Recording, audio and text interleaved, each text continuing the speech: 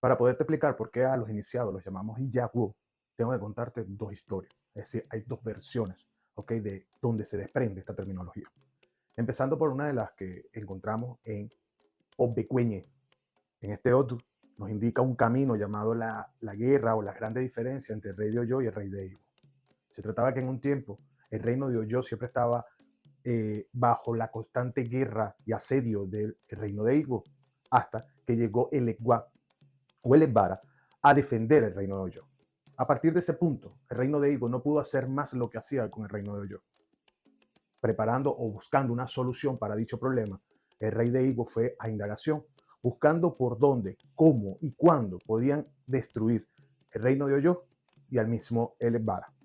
Como no consiguieron solución, ya que el oráculo y los sacerdotes le indicaron al rey de Ivo que era casi imposible vencer a el Ebara, ellos decidieron utilizar otra estrategia, el cual le dijeron al rey de Ico que había una sola forma de distraer al Ebara, y eso no era más que con una mujer hermosa, ya que sabían las grandes debilidades de esta deidad.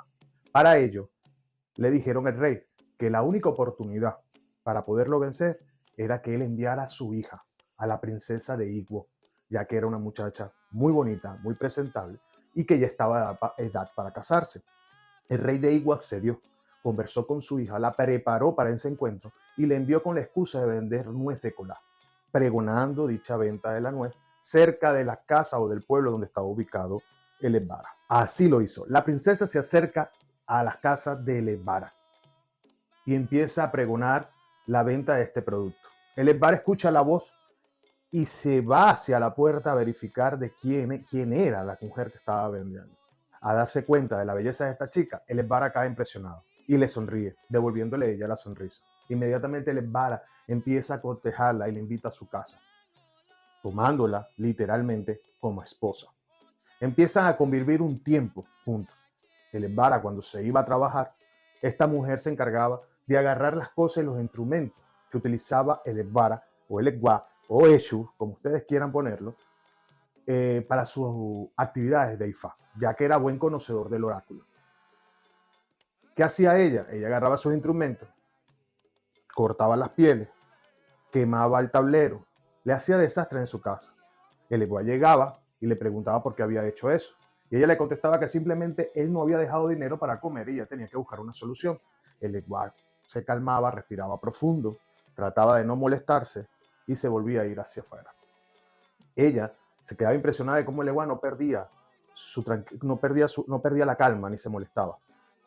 Entonces procedía a romper el ópele o el écuele, todo lo que sabía que le podía molestar al Egua. El Egua, que cuando regresaba, encontraba sus instrumentos dañados también. Y ella siempre tenía una excusa donde culpaba al Eguara que no había dejado nada para preparar o mantener el hogar. También pasaba que el Eguá contaba con muy poca estabilidad económica. Llegado un día que ella ya había pasado bastante tiempo, ella decidió decirle al Eguá que tenía que ir a su reino, tenía que ir a casa de su padre, ya que tenía tiempo que no sabía de ella y podía preocuparse, para que supiera primero que estaba viva, y segundo, que tenía que presentarlo como esposo, porque esas eran las reglas, tenía que ser reconocido por su padre. El Eguá accede a regañadientes y le dice que empiece ella su viaje, que él la iba a alcanzar a cierta distancia. Ella preparó sus maletas, metió su ropa, metió los trajes de Eguá, metió herramientas de Ifá de Eguá, preparó todo para que no hubiese excusa del Eguá de volverse.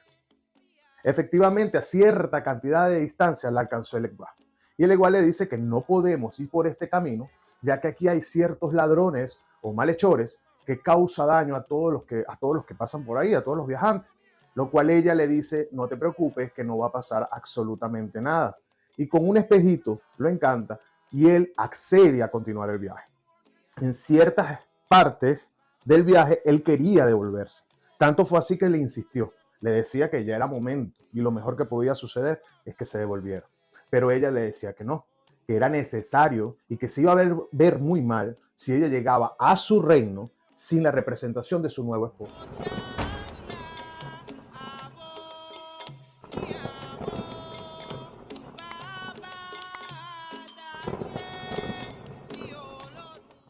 El Egba, ya con tanta insistencia, tuvo que acceder. Pero él sabía que estaba cayendo en una trampa.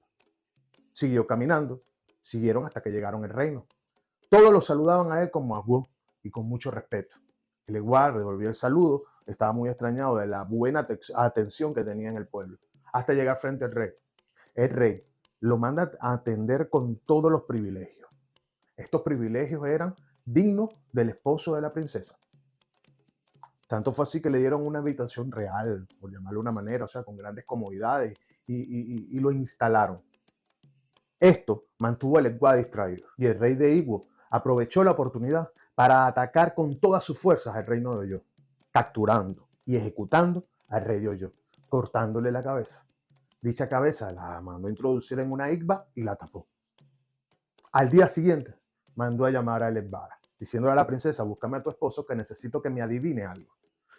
Elebara se presenta, y en el momento que se presenta, Elebara toca con el équele o el ópele la igba, y en ese momento Elebara exclama, Yaricho Benile Oru Logu, Fijele Igbo, Olorio Bao Yoniji, llorando y exclamando con mucho sufrimiento lo que había sucedido. El rey, al darse cuenta de que Elebara pudo adivinar que ahí estaba la cabeza de su mejor amigo, le dijo a Elebara, perfecto, ya que adivinaste, te daré la autorización para que liberes a varios o a uno de los esclavos o de los prisioneros de guerra que tengo en mis tierras. Elebara decidió tomarse su tiempo y hacer el bo. Dicho el bo era como Sadie Fun Fun. Y este bo, que viene por Obegüeñe, lo ayudó a repartir esas plumas por todo donde tenían detenido a la gente de Oyo, por todas las prisiones, por llamarlo de una manera. La mañana siguiente le dice el rey, perfecto, entrégame al habitante de Oyo que tenga la cabeza totalmente blanca o parcialmente blanca. Cuando van a las mazmorras, por llamarlo de una forma, se dan cuenta de que todas esas plumas se pegaron en las cabezas de los prisioneros de Oyo y todos tenían la cabeza blanca. Teniendo el rey de Igbo que liberar a todos los prisioneros que había tomado de Oyo, liberando entonces Elebara a todos los habitantes de Oyo. Una vez que se marcha, se lleva a su esposa y estos habitantes le preguntan que quién era esa mujer y él responde Uyani Moyelu Leigwo, que su contracción es Iyaye Igbo, pero en su contracción, y ya como lo utilizamos, la palabra es Iyagwo, dando la característica a que esta mujer representa los grandes sufrimientos por los que tuve que pasar, ¿okay? Pero también su posición como esposa. Este término Iyagwo significa esposa nueva o novia. Ahora, hay una segunda historia. Esta segunda historia proviene del Odun Obeyono, Obe Ogunda, importante con respecto a la terminología de yogo. Sin embargo, yo opino que de ahí se derivó esta historia que la tenemos en nuestra regla de Ocha en Obegüeñe. La historia en Obeyono cuenta en este caso que era Orúmila, que estaba enamorado de la princesa hija del rey de Igbo. Dicha princesa tenía como nombre Iya, y él quería pretender a Iya, la hija de Onigwo. Para ello, él consultó el oráculo y se preparó para visitar este reino y pedir su mano. El oráculo le dijo a Orúmila que tenía que tener paciencia, calma, sigilo, inteligencia. No podía salirse de sus casillas en dicha visita porque podía peligrar. ¿Qué es lo que pasaba? En este caso, el rey de Igbo era muy receloso, muy celoso con su hijo. Y Orúmila se presenta para pedir su mano. El rey de Igbo le dice a Orúmila que primero tendría que conocerlo bien y para ello tendría que quedarse cierto tiempo en las tierras donde él estaba, o sea, las tierras de Igbo. Orúmila accede, manda a sus soldados a darle la mejor habitación a Orúmila, cosa que era mentira. Lo estaban enviando a una habitación que no tenía ni siquiera las condiciones básicas, estaba totalmente destruida, era algo precario, que es donde estaban instalando a Orúmila. Orúmila pasó un periodo dentro de esa habitación. A los días, hay escrituras que vas a conseguir a los meses o al mes, se presenta y llama al rey de Igbo Orúmila, preguntándole que cómo se sentía, cómo la ha pasado en la tierra de Igbo, cómo lo ha tratado su reino. Orúmila responde, excelente. Agradecido de lo mejor que me pudo haber pasado fue que usted me atendiera, rey, y estoy totalmente agradecido con usted. El rey se queda pensando Y dice, esto no puede ser posible. Perfecto, no hay ningún problema. En estos momentos te vamos a mover de sitio porque vamos a hacer algunas reparaciones. Orúmila accede y lo llevan ahora a un lugar infectado de plagas, de animales, de insectos, y lo instalan ahí para que se quede durante un tiempo. Pasado el tiempo, Orúmila trataba de mantener el equilibrio, de no perder la cabeza, de hacerle caso al consejo que Ifá le había indicado, y fue cuando lo mandan a llamar y le hace el rey la misma pregunta y Orúmila responde, me siento súper bien, de hecho, pareciera que estuviese en mi palacio, en mi reino.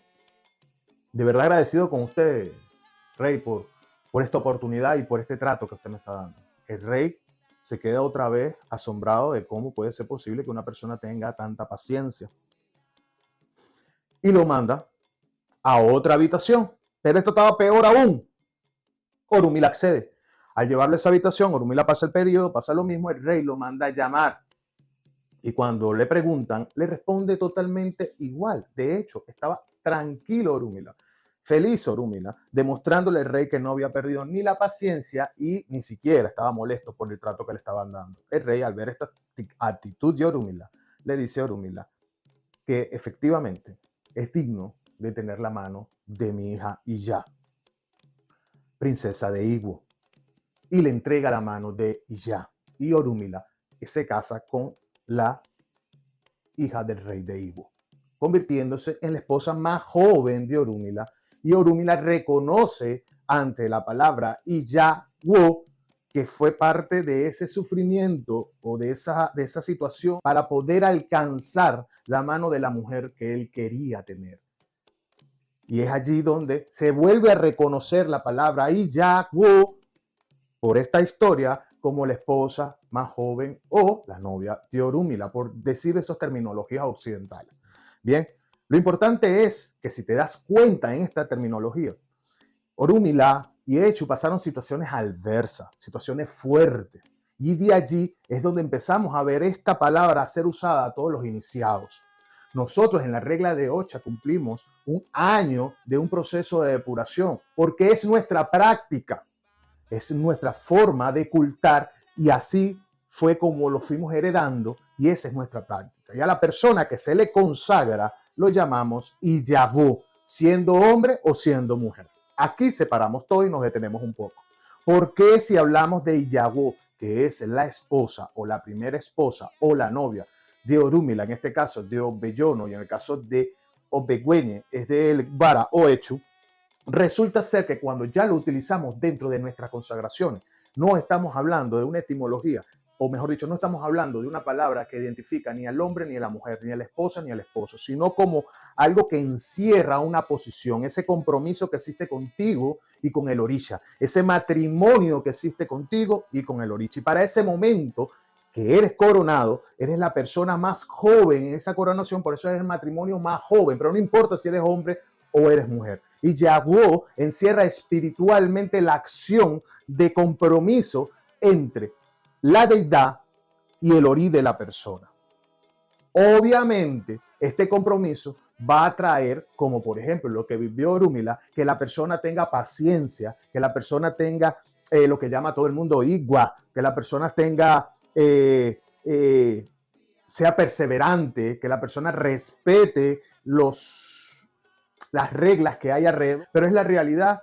Ese matrimonio que existe con el orisha, cuando tú vas a Unitá, el orisha te dice cómo debes de una manera vivir, hacer y transformar tu vida para alcanzar la felicidad, como Orúmila tuvo que en determinado momento transformar su vida para poder alcanzar a esta esposa, a Iyá, la hija del rey de Igbo. Entonces la palabra nos trae ese significado de compromiso.